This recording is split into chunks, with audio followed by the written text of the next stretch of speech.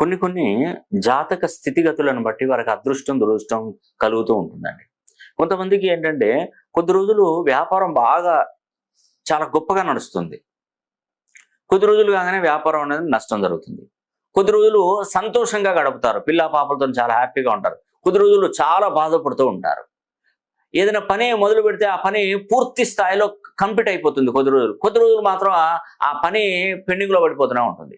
అసలు ఎందుకు ఈ ప్రాబ్లం ఉంటుందంటే నేను ఒకటే చెప్తున్నా అండి, మనం పుట్టినప్పుడు ఉన్నటువంటి గ్రహస్థితిగతులు, అప్పుడు పుట్టగానే ఉన్నటువంటి గ్రహాల యొక్క ప్రభావాన్ని, ఇప్పుడు నడుస్తున్నటువంటి గోచారము, అది దాని వలన మనకు జీవితంలో మంచి చెడు అనేది కూడా జరుగుతూ ఉంటుందండి.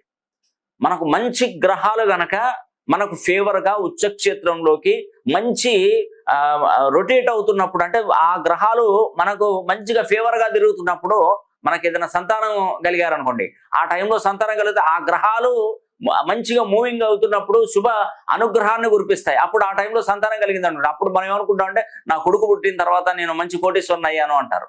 తర్వాత ఇంకొద్ది రోజులు ఒక 3 సంవత్సరాలు 4 సంవత్సరాల గ్రహాలు కూడా నీచ స్థానంలోకి పొంది ఇబ్బంది పెడుతున్నాయి అనుకోండి, అప్పుడు ఏదైనా పాప బాబు పుట్టాడు అనుకోండి, మా రెండో బాబు పుట్టాడండి మాకు అన్ని కోల్పోయానంటారు. అంటే పిల్లల మీద వ్యక్తపరుస్తారు ఆలోచనలు, కానీ మీరు జన్మించిన జాతకాన్ని బట్టి మీకు మూమెంట్ అనేది కూడా తప్పకుండా కలుగుతుందండి. కాబట్టి గ్రహాలు తిరగకుండా అవి పాజిటివ్గా మారతాయి, నెగిటివ్గా మారతాయి. కానీ మనలో మార్పు కనుక చేసుకుంటే, మనకు తల్లిదండ్రులు పెట్టినటువంటి పేరులో కనుక మార్పు చేసుకున్నట్టయితే ఖచ్చితమైనటువంటి ఫలితాలు వస్తాయండి. నేను చూసేటువంటి పద్ధతుల్లో namology, graphology, signatureology, pronology, Indian western numerology, Indian western astrology, ప్రశ్నాశాస్త్రం, హస్తరేఖలు, గవ్వలు, తాళపత్ర గ్రంథాలు ఒక్కసారి ట్రై చేసి చూడండి. జీవితంలో మీరు మర్చిపోతే